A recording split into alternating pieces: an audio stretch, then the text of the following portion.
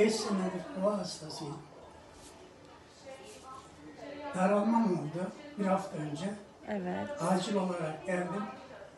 Çok şükür şimdi kendi kendimi idare ediyorum. Verilen ilaçlar da etki yaptı. Hocamın da etkisi çok oldu. Bana daha çok ilaçtan çok moral verdi. Tamam, çok güzel. Ve şimdi çok iyi. Tamam, teşekkür ederiz. Rica Geçmiş ederim. olsun.